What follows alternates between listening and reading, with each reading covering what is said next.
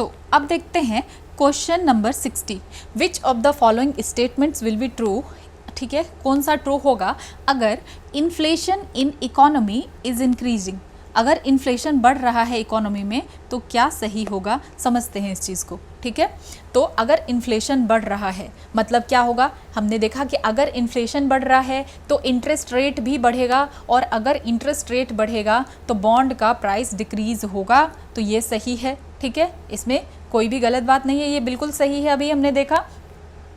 ठीक है, then bond holders will lose, तो बॉन्ड होल्डर्स कौन है, क्रेडिटर है, तो क्रेडिटर को नुकसान होगा। ये हमने देखा कि जब उनको वापस पैसा मिलेगा तो उसको अब उतना फ़ायदा तो नहीं मिलेगा क्योंकि परचेजिंग पावर घट गया है, तो ये भी सही है। देन तीसरा क्या है, the yield on bonds will increase, तो यहाँ पे हम क्या देख रहे हैं कि इन्फ्लेशन है इकोनॉमी में। ठीक है, क्या हो चुका है, इन्फ्लेशन बढ़ चुका है, तो यहाँ पे इंटरेस्ट रेट भी बढ़ जाएगा, और जब इंटरेस्ट रेट बढ़ जाएगा तो यील्ड भी आपको ज़्यादा से ज़्यादा मिलेगा। ठीक है, मतलब इंटरेस्ट रेट अगर आपको ज़्यादा मिल रहा है तो इसका क्या मतलब है कि फ़ायदा तो आपको ज़्यादा मिलेगा ना, तो इस केस में यील्ड जो है आपका इंक्रीज हो जाएगा, इसीलिए 60 का आंसर क्या है, डी है। ओके, देन अब देखते हैं 61। ठीक है, the price of government securities in India is influenced by which of the following. ठीक है, कि जो गवर्नमेंट सिक्योरिटीज़ है इंडिया में तो उसका प्राइस किस किस वजह से इन्फ्लुएंस हो सकता है,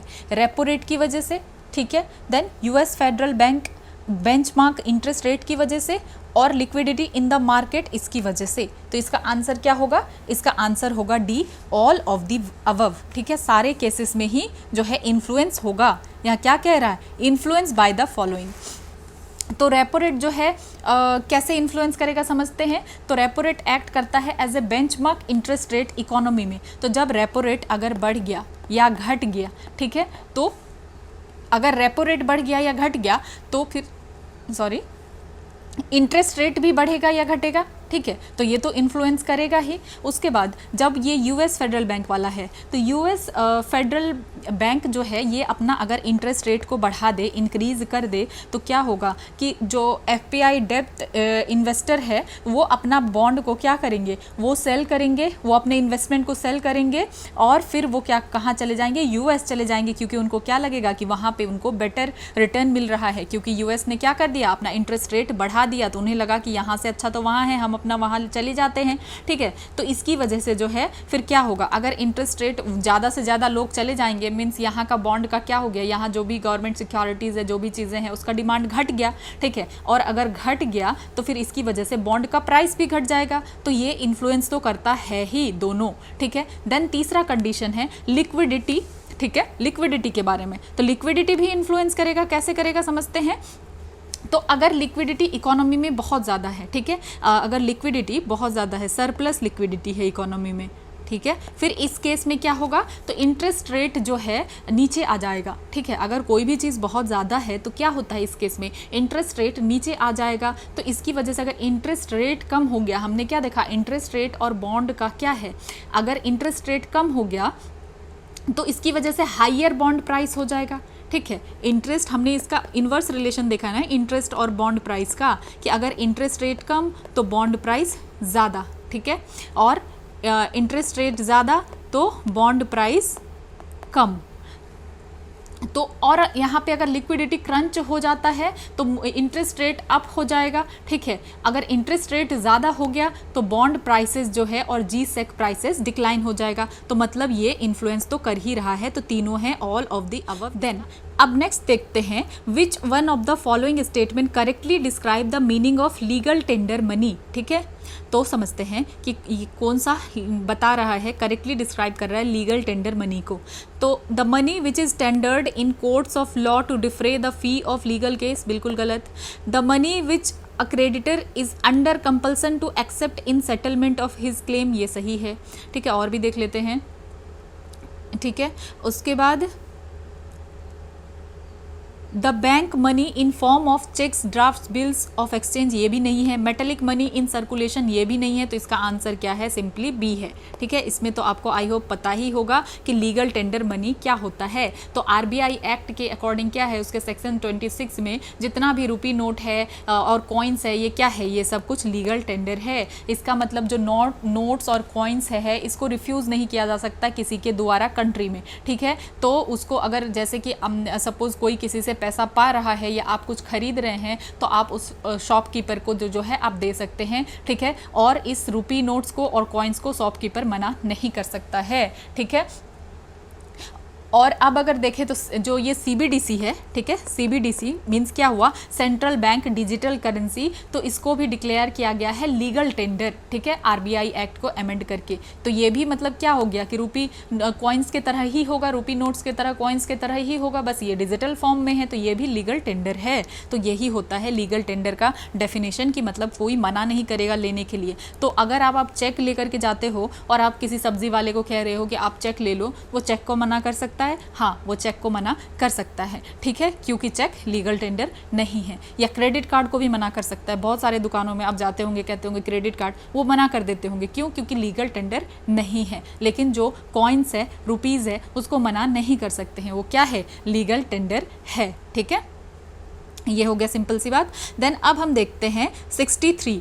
तो 63 क्या है? Consider the following statement, currencies and coins are fiat money. तो ये सही बात है बिल्कुल। ठीक है, then currencies do not have intrinsic value but coins have, दोनों का इंट्रिंसिक वैल्यू नहीं होता है। ठीक है, देन ये गलत है, तो 2 वाला तो कट जाएगा। खैर 2 तो ऑप्शन में है भी नहीं।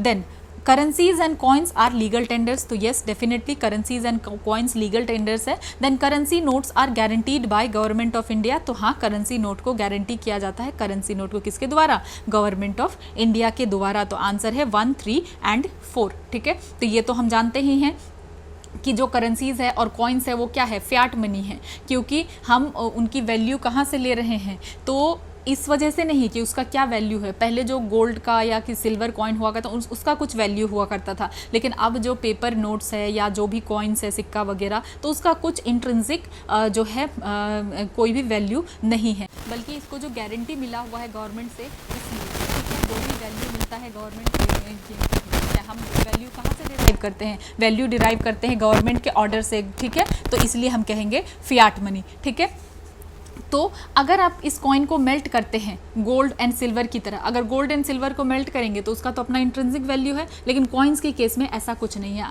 तो अगर आप जो है कॉइन को मेल्ट करते हैं तो आपको सेम वैल्यू मार्केट में नहीं मिलेगा। ठीक है, क्योंकि इनका कोई इंट्रिंसिक वैल्यू नहीं होता है। ठीक है, तो ये जो करेंसीज और कॉइन है ये क्या है? लीगल टेंडर है। इसको हमने समझ लिया। लीगल टेंडर का क्या मतलब है कि जो है हर कोई आपका इस चीज़ को मना नहीं कर सकता, उसको करेंसी कॉइन को लेना ही पड़ेगा। तो इसीलिए ये लीगल टेंडर है। और आरबीआई एक्ट 1934 के अकॉर्डिंग क्या है? जितना भी करेंसी नोट है उसको गारंटी किया जाता है किसके द्वारा? सेंट्रल गवर्नमेंट के द्वारा। तो ये तीनों सही है। ठीक है, और इंट्रिंसिक वैल्यू नहीं होता है। अब 64 देखते हैं क्या कहा जा रहा है इसमें। All the currency in circulation इस लायबिलिटी ऑफ आरबीआई, कि जितना भी करेंसी सर्कुलेशन है सब की लायबिलिटी आरबीआई की है। तो ये गलत है।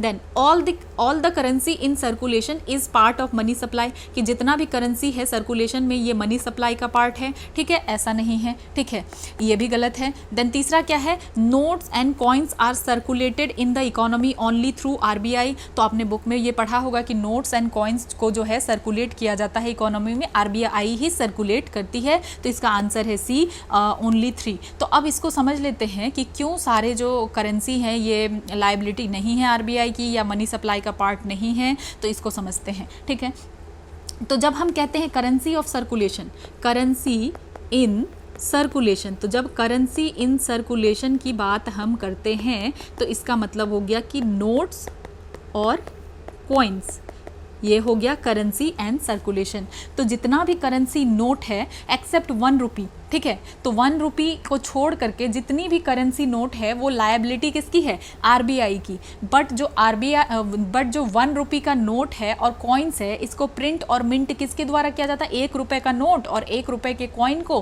प्रिंट और मिंट किया जाता है गवर्नमेंट ऑफ इंडिया के द्वारा। इसीलिए ये आरबीआई की लायबिलिटी नहीं है और गवर्नमेंट ऑफ इंडिया की लायबिलिटी है, इसीलिए हमारा ऑप्शन 1 जो है ये गलत हो जाता है। ठीक है। देन दूसरा जो ये कहा जा रहा है कि जितना भी करेंसी है सर्कुलेशन में ये मनी सप्लाई का पार्ट है, मनी सप्लाई का पार्ट नहीं है। तो कौन सी करेंसी मनी सप्लाई का पार्ट है, वही मनी सप्लाई का पार्ट है, ठीक है, जो पब्लिक के पास है। जो करेंसी ये पब्लिक के पास है वही मनी सप्लाई का पार्ट है। ठीक है। अब जो करेंसी बैंक के पास है वो मनी सप्लाई का पार्ट नहीं है। ठीक है। तो ये बात याद रखना है कि जो करेंसी पब्लिक के पास है, जब भी हम मनी सप्लाई को बढ़ा देंगे कह रहे हैं, तो इसका मतलब हम जो पब्लिक के पास पैसा है हम उसी की बात कर रहे हैं। ठीक है। ये बात आपको बहुत अच्छे से समझना है। तो करेंसी इन सर्कुलेशन का मतलब होता है कि करेंसी जो पब्लिक के पास है और करेंसी जो बैंक के पास है। लेकिन जब भी हम मनी सप्लाई की बात करते हैं तो मनी सप्लाई का मतलब जो पब्लिक का पैसा है सिर्फ वही होता है। ठीक है। तो यही जो कहा जा रहा है कि all the currency in circulation is part of money supply, ऐसा नहीं है। जो बैंक के पास है वो तो मनी सप्लाई का पार्ट नहीं हुआ। ठीक है। तो ये इसीलिए ये भी गलत है। ठीक है। और जो 1 रुपी कॉइन नोट है, हमने ये देखा कि इसको मिंट और प्रिंट किया जाता है गवर्नमेंट ऑफ इंडिया के द्वारा।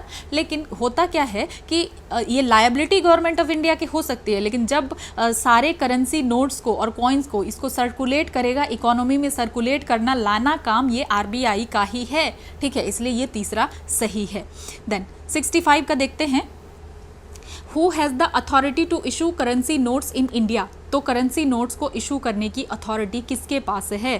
ठीक है। सेंट्रल गवर्नमेंट के पास है, मिनिस्ट्री ऑफ फाइनेंस के पास, या आरबीआई के पास, या आरबीआई गवर्नर के पास। ठीक है। तो इसका आंसर 65 का आंसर है सी। तो ये जो है सोल राइट जो है किसके पास है, आरबीआई के पास है, मतलब हमारे सेंट्रल बैंक के पास है। तो जो आरबीआई एक्ट है 1934, इसका सेक्शन 2 जो है ये सेंट्रल बैंक को सोल राइट देता है कि वो इशू करेगी करेंसी नोट। तो ये इशू करने की बात है ना, इशू करेंसी नोट्स। तो करेंसी नोट्स को इशू कौन करेगा, आरबीआई। ओके। तो इस बात को याद रखना है। यहाँ पे आप कंफ्यूज होते हैं 1 रुपीज़ वाले को लेकर के। तो ये 1 रुपीज़ के नोट और कॉइन्स को प्रिंट और मिंट किया जाता है किसके द्वारा, गवर्नमेंट के द्वारा। लेकिन जब सर्कुलेशन में लाया जाएगा आरबीआई के द्वारा लाया जाएगा। ठीक है। तो ये चीज़ें हैं। देन तो इशू वाला भी याद रखना है, issue currency notes in India तो आरबीआई। उसके बाद 66 देखते हैं। Consider the following statement. Yes और थोड़ा सा देख लेते हैं। Consider the following statements regarding currency in circulation in India. ठीक है। तो इसमें कहा जा रहा है कि government of India has sole right to mint coin. Coins को मिंट करने का अधिकार किसके पास है, गवर्नमेंट ऑफ इंडिया के पास है। तो ये हमने देखा है कि हाँ, कॉइन को मिंट करने का अधिकार गवर्नमेंट ऑफ इंडिया के पास है। तो ये बिल्कुल सही है। ठीक है। देन दूसरा अगर हम देखें, the coins are issued for circulation only through RBI in terms of RBI act 1934। तो ये हम देख ही रहे हैं कि इशू किया जाएगा, सर्कुलेशन में लाया जाएगा आरबीआई के द्वारा। ठीक है। ये तो हम देख ही रहे हैं कि जब सर्कुलेशन में लाने की बात होगी तो ये कौन करेगा, आरबीआई। तो ये भी सही है। देन तीसरा क्या कहा जा रहा है, coins can be issued up to denomination of RS 1000 as per the coinage act 1906। तो ये भी बिल्कुल सही बात है कि कॉइन्स को जो है 1000 रुपये का भी एक कॉइन हो सकता है, ये कहा जा रहा है। ये भी बिल्कुल सही बात है। ठीक है। तो जो गवर्नमेंट ऑफ इंडिया है उसी के पास सोल राइट है, वो मिंट कर सकती है कॉइन को। ठीक है। और जो रिस्पॉन्सिबिलिटी है कॉइनेज का वो किसके पास है, गवर्नमेंट ऑफ इंडिया के पास है इन टर्म्स ऑफ कॉइनेज एक्ट 1906। ठीक है। और जो डिज़ाइनिंग होगा, मिंटिंग होगा कॉइन्स का कि कौन से डिनोमिनेशन में हो सकता है, तो ये भी रिस्पॉन्सिबिलिटी गवर्नमेंट ऑफ इंडिया की है। तो हम देख पा रहे हैं अभी हमारे पास 2 रुपये का कॉइन है, देन हमारे पास 5 रुपये का कॉइन है, 1 रुपीज़ है, 20 रुपीज़ है। इस तरीके से हम देखते हैं ना।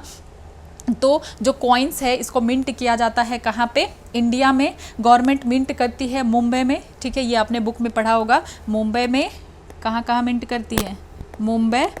ठीक है। देन अलीपुर में, अलीपुर कहाँ, कोलकाता। उसके बाद हैदराबाद में, उसके बाद हैदराबाद में 2 जगह होता है और नोएडा में भी होता है, ठीक है। तो हैदराबाद में सैफाबाद और चरलापल्ली करके है वहाँ पे, और यूपी में कहाँ होता है, नोएडा में। और इन चारों कॉइन में ना कुछ अलग अलग तरीके का मार्क भी होता है, जिससे आप समझ भी सकते हैं कि ये कॉइन कहाँ पे जो है मिंट किया गया है, ठीक है। तो ये कुछ चीज़ें हैं, कहाँ कहाँ किया जाता है, हैदराबाद में, कोलकाता में, मुंबई में और यूपी में कहाँ, नोएडा में। तो देन अब नेक्स्ट देखते हैं 67, if new currency is being issued, अगर नया करेंसी इशू किया जा रहा है तो who has the authority to decide denomination, कौन अथॉरिटी डिसाइड करेगी डिनोमिनेशन के बारे में, क्या RBI governor, RBI central board of director, monetary policy committee या सेंट्रल गवर्नमेंट। तो डेफिनेटली आंसर क्या है, सेंट्रल गवर्नमेंट है। तो आरबीआई एक्ट के अकॉर्डिंग क्या है कि सेंट्रल गवर्नमेंट जो है on the recommendation of central board of director of RBI, ठीक है, किसके रिकमेंडेशन पे, तो central board of directors of RBI के रिकमेंडेशन पे। तो किसके पास अथॉरिटी है, तो ये अथॉरिटी तो सेंट्रल गवर्नमेंट के पास ही है कि वो स्पेसिफाई करेगी डिनोमिनेशन जो है न्यू करेंसी का, ठीक है। तो ये चीज़ है। Then 68, who is the final authority in approving the design, form and material of bank notes. तो किसके पास फाइनल अथॉरिटी है जो कि अप्रूव करेगा क्या डिज़ाइन होना चाहिए, कैसा होना चाहिए, कैसा मटीरियल होना चाहिए बैंक नोट का, ठीक है। तो 68 का अगर हम देखें आंसर तो ये है सेंट्रल गवर्नमेंट ही इन सारी चीज़ों के ऊपर डिसाइड करेगी। जो भी डिज़ाइन है, फॉर्म है, मटीरियल है बैंक नोट्स का कैसा होगा, तो इसको अप्रूव किया जाएगा सेंट्रल गवर्नमेंट के द्वारा। यहाँ पे भी ये कंसिडर करेगी, ठीक है, किससे या रिकमेंडेशन किससे ले सकती है, सेंट्रल बोर्ड ऑफ आरबीआई से रिकमेंडेशन ले सकती है। ये दोनों चीज़ में आप याद रख सकते हैं, ठीक है, किससे, सेंट्रल बोर्ड ऑफ आरबीआई से रिकमेंडेशन ले सकती है। और पहले वाले केस में हमने क्या देखा कि अगर नया करेंसी को इशू किया जा रहा है, यहाँ पे हमने देखा कि डिज़ाइन, फॉर्म और मटीरियल जो होगा, और यहाँ हम देख रहे हैं कि अगर नया करेंसी को इशू किया जा रहा है तो यहाँ पे भी सेंट्रल गवर्नमेंट करेगी, और यहाँ पे किसके रिकमेंडेशन पे करेगी, तो central board of directors of RBI, ठीक है। इसीलिए इस चीज़ को याद रखना है।